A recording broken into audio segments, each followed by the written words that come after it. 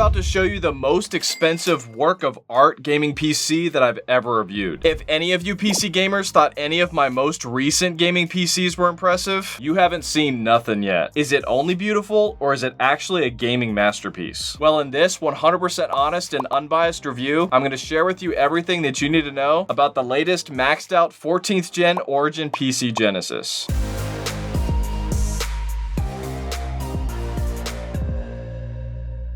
This configuration that we have here for you includes the brand new just revealed Intel i9-14900K CPU and Hydro X cooled Founders Edition 4090 GPU. I'm going to quickly take you through the unboxing and what's included, gaming and creator benchmarks, design and build quality, the internals, thermals, fan noise, overall ease of use, pricing breakdowns and comparing the price to performance ratio against the competition, as well as my top pros and cons. If you decide against this PC after anything that I say in this video, just keep watching because I'm also going to be sharing with you some alternative PCs that I recommend for every budget. Links down below for all the computers that I mentioned. I guarantee that by the end of this video, you will know if this PC is right for you or not. But if you still have any questions after watching this entire video, just shoot me a comment, and if you're publicly subscribed, I guarantee a personal response. Alright, now we're going to rewind back into the past and check out the unboxing. Just like every other computer that we've got from Origin, this one was shipped in a pretty heavy-duty crate.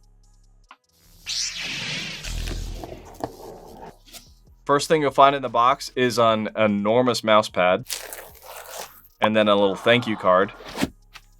Then on the side, we've got this pretty beat up small box.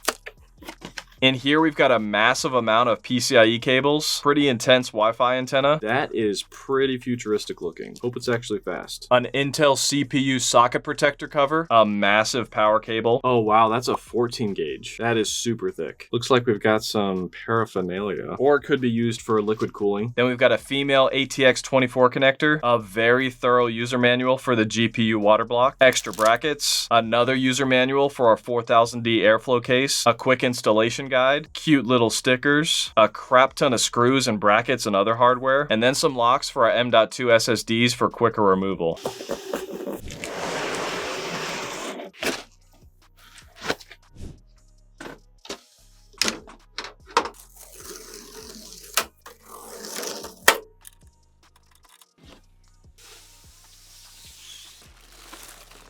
Wow.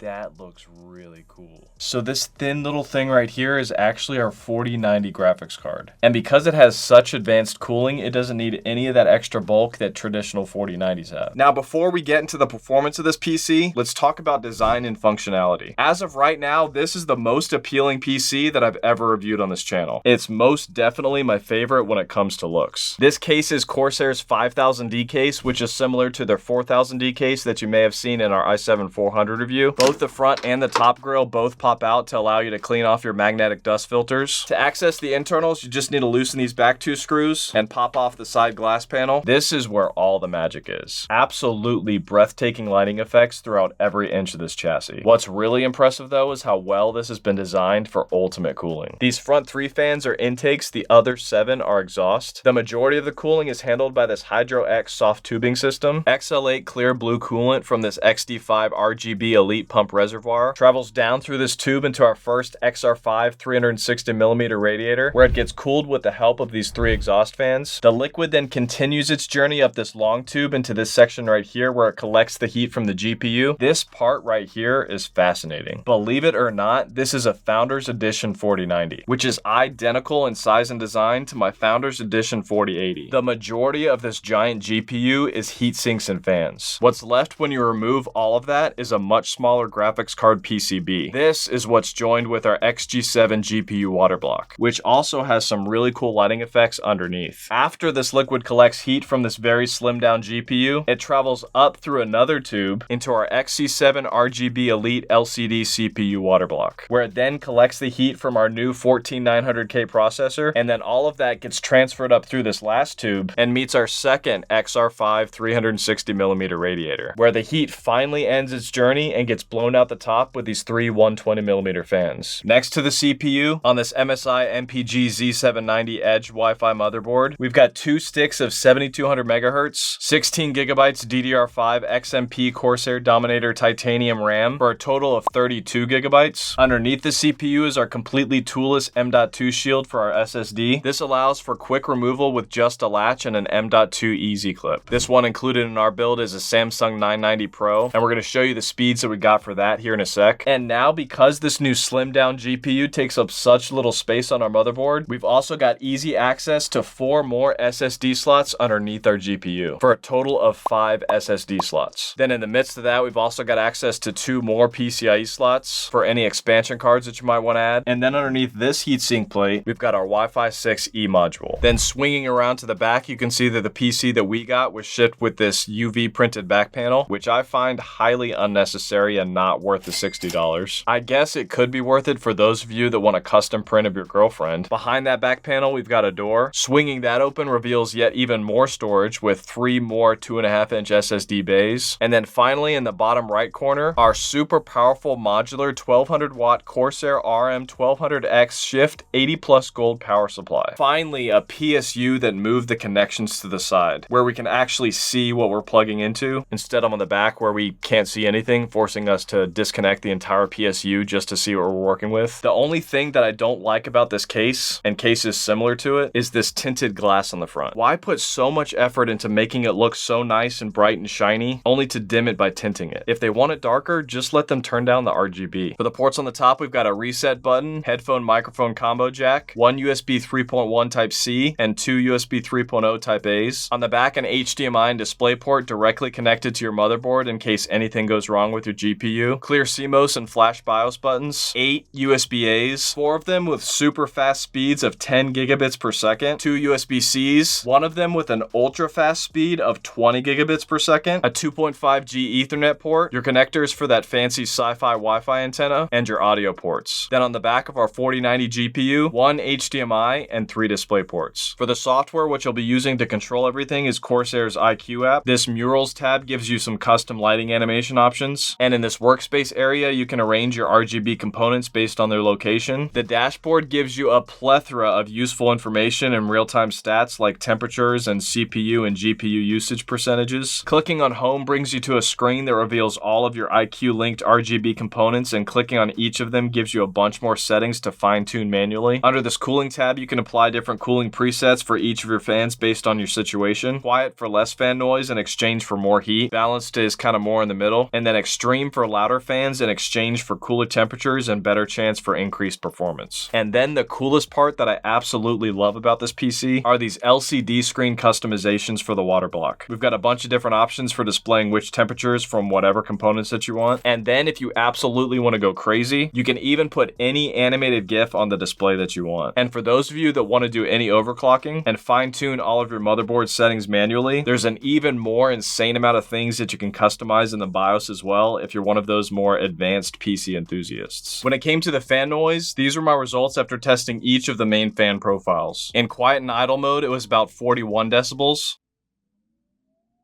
This was about average compared to the other gaming PCs that I've tested. And when moving up to balanced performance mode, it brought the fan noise up to 45 decibels. Which, as you can see, is on the higher end compared to the others. But here's the thing. Because the HydroX cooling system keeps temperatures so low, there's never a need to push the fans past quiet mode. There was actually no difference in performance, and temperatures were only about 3 to 5 degrees colder when moving up to the extreme fan profiles. That fan profile was basically maxing out the fans and brought the overall fan noise level up to about 52 to 54 decibels. Now, if you forego using the IQ software and don't set any fan presets, this pump got noticeably louder. This is what it sounded like up close and amplified just a little bit.